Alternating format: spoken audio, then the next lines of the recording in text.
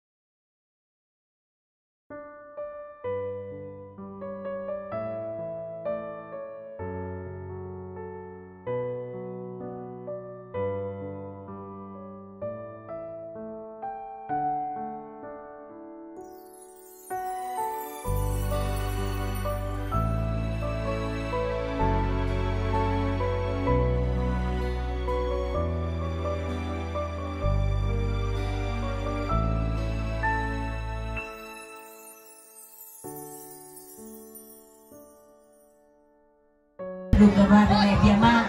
Dulu tak cekio cipa jauh tapi bang yang berdiri ke kita ciput nak kau tuan kasana kenyu nak kau tuan cukup dah dari kita lu kau mak berak besar ke berak dari jika betul ramah kita ciput kau terlebih dari tu kau sana kenyu bukan betul sana yang kami benar kau terlebih dari dari bang kau bang kita biar tu jadi kau bang yang berdiri pun bang berdiri ke kita ciput kan nhau.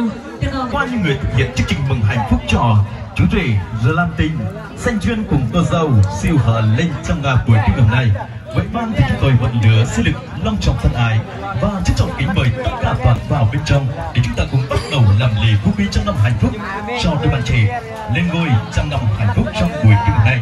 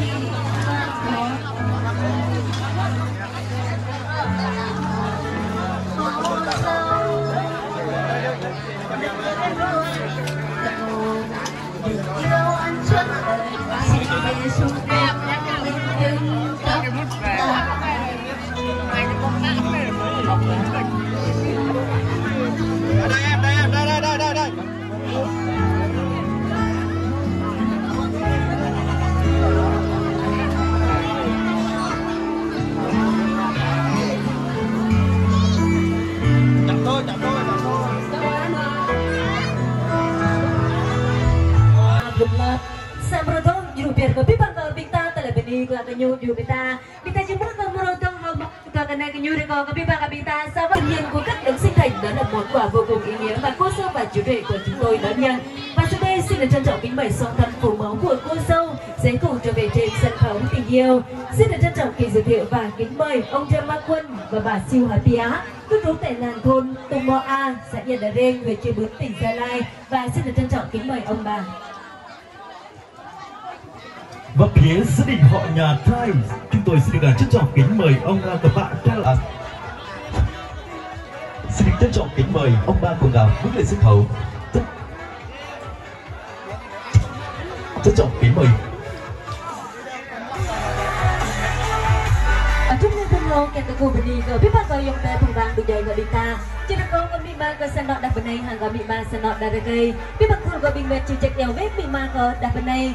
Trong một khắc nghĩa dài trong năm và trân trọng nồng nhiệt tay lời cho những người thực hiện chương trình. Tôi xin trân trọng tuyên bố lễ chào xin mời đón thầm từ đây chương trình mừng lễ vô quy của đời đường trải tải cái sắc chú rể Lan Tinh sẽ duyên cùng cô dâu Siêu Hà Linh sẽ được nồng nhiệt thân hoàn chính thức bắt đầu.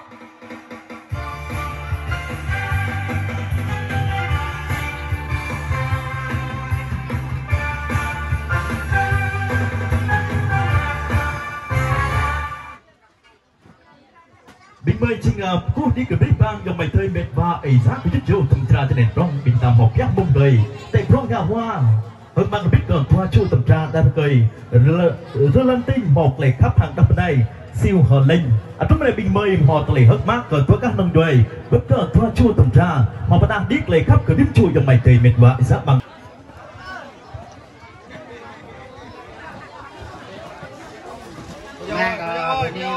Bây giờ ơi, nhìn xuống này có nhau nông hoa ra về đại chế kỳ tại mạng nhà hàng kỳ để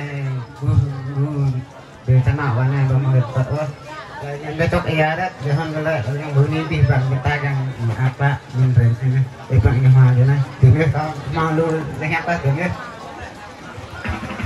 Vâng, xin trân trọng cảm ơn đại diện với đơn hạn người gái của chúng tôi cũng đã gửi vài lời tâm sự và những lời tri ân khá là ngọt ngào hạnh phúc được truyền tải đến buổi lễ vui. của chúng ta. Và tiếp theo chúng ta sẽ cùng truyền đạt cảm xúc của mình đến phần và bờ với những lời phát biểu từ phía đoàn họ nhà trai của chúng tôi.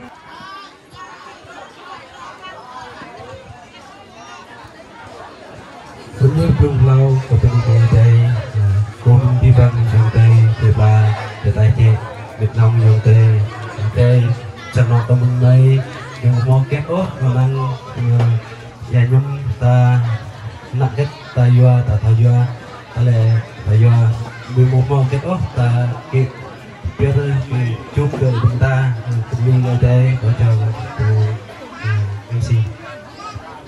Trong ngày Pibang Kabinta, Cibu menuju Kabinta, moga teledik Pibang yang bete Kabinta, tai beraknya re Bita Habang Kapranca, trong bậc sana tôi gặp thùng vàng cả nhiều nơi chỉ bằng ngoại break ở tòa cana nhiều con mồi cả sang pro. Hạnh phúc của đối tượng ngày lúc này cũng vậy, họ đã đủ thông minh và đặc biệt hơn nữa đã có đủ sự trưởng thành đầy người hạnh phúc của mình. Thì lúc này đây thì cô sẽ dâng lên đấng sinh thành cho hai bên, thầy tiếng lời tri ân và tiếng lời cảm ơn chân thành. Vâng, xin được cảm ơn cô dâu và chú rể rất là nhiều. Và tiếp theo xin được mời hai em dâng lên song thân phùng mẫu cho chú rể, thầy những lời tri ân, những lời cảm ơn. Bắt đầu từ ngày bây giờ thì đôi vợ chồng của chúng ta cũng đã có niềm hạnh phúc riêng của mình, thì các đấng sinh thành của chúng ta cũng đã có sâu hiểm truyền thảo.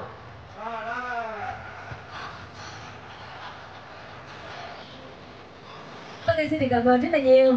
Và sau đây thì xin được mời cô dâu và chú cùng trở về với trung tâm sân khấu và sẽ được mời hai bên gia đình của chúng ta sẽ cùng xếp lại với nhau, cùng ly, cùng với cái tình sư già của chúng ta ngay lúc này đây. Trong này có biết là chúng ta sẽ bốc đi ra và chúng ta một lời, nhưng mà tôi chấp cầu một lời chấp còn ta đi cờ chúng đi ra và chúng ta thực hiện chấp. Ada kau có biết mà chúng ta trên năm Việt Nam kia có bút rồi hoàn toàn cả sân nàoกันอยู่ 1, 2, 3 xin được chúc mừng tình sư già của chúng ta trọn vẹn hơn, sẽ lâu hơn và ngọt ngào tiếp tình yêu mà đôi bên dành cho nhau. Và xin được cảm ơn tiếng pháo các tiếng lời hoàn hỷ trọn vẹn để cùng chúc mừng cho bên sư gia. Và sau đây thì xin được mời gia đình của chúng ta sẽ cùng trọn vẹn nắm tay nhau, thể hiện sự yêu thương và gắn kết tình sư gia của chúng ta sẽ cùng trọn vẹn hơn và dài lâu hơn. Vâng, xin được cảm ơn.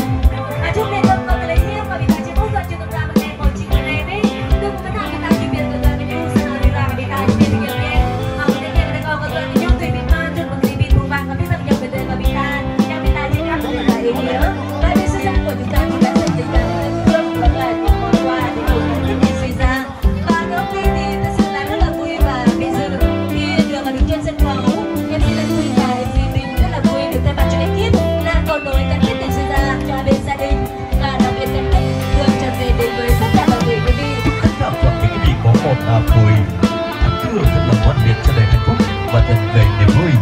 Và ca khúc đầu tiên xin gửi đến tất cả toàn quý vị cùng người tặng cho cô dâu và chú rể trong buổi tiệc ngày nay với ca khúc rất là quen thuộc, ca khúc được mang tựa đề trong cuộc sống của chúng ta điều mà chúng ta cần.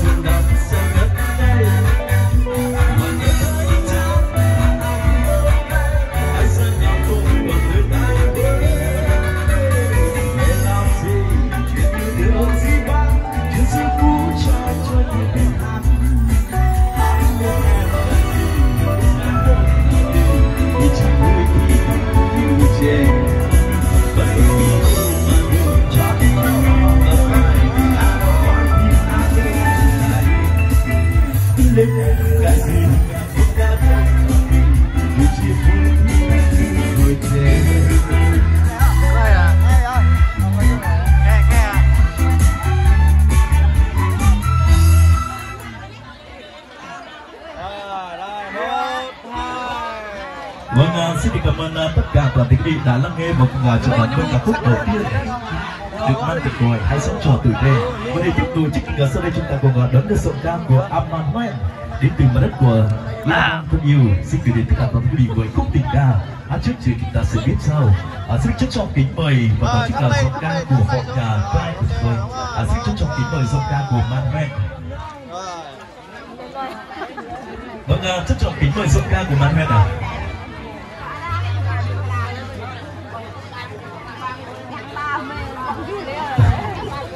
Hôm nay mình mời cho được ông Văn Sang Lệnh Nổ Tốt Amman cũng như trường hợp ý của Big Bang Big Bang trường hợp trong hội làm biết tạo nên được câu của Big Bang Big Bang trường hợp hội làm biết Sang Lệnh Nổ Tốt này.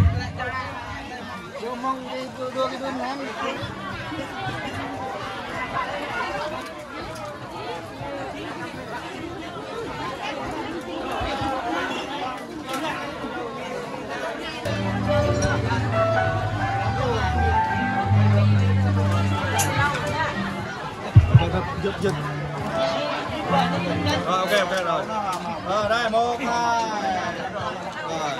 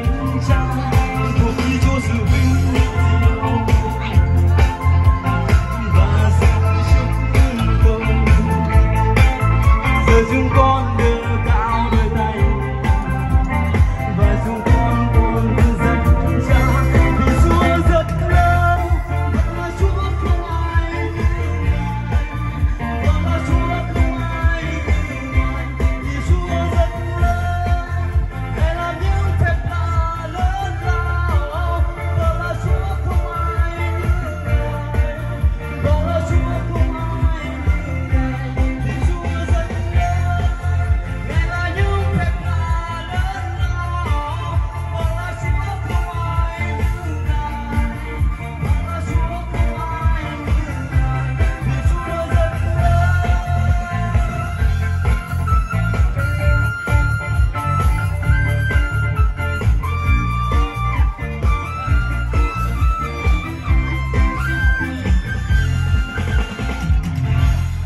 Rất menarik saya beranjak menomplin mereka senang bukan ke dari kai menenmo ke telah tahu yang Yesus juga lebih bakal bintang telah tahu tak doa bapak beranjak biar mah kan kemudian mereka lebih bakal bintang yang bab mereka senang bukan ke dah benedeng.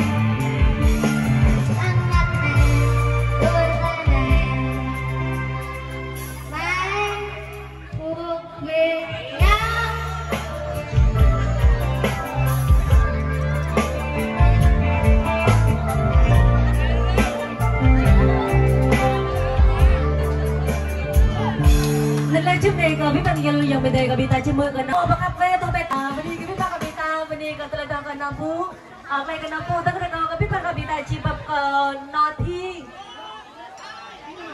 bita cibap ke dam dam pun sobat ni ada kau noti ya nah cuma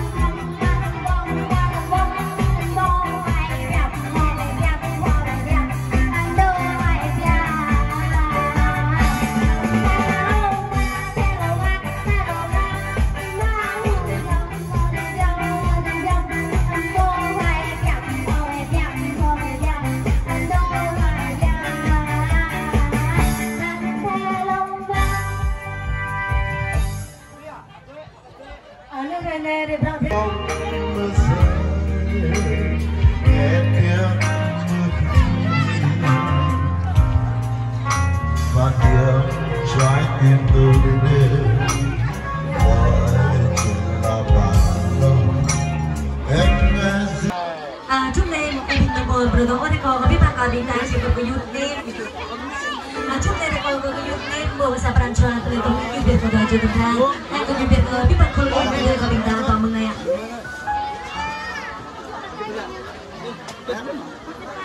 hai đứa rồi hai em rồi Hãy subscribe cho kênh Ghiền Mì Gõ để không bỏ lỡ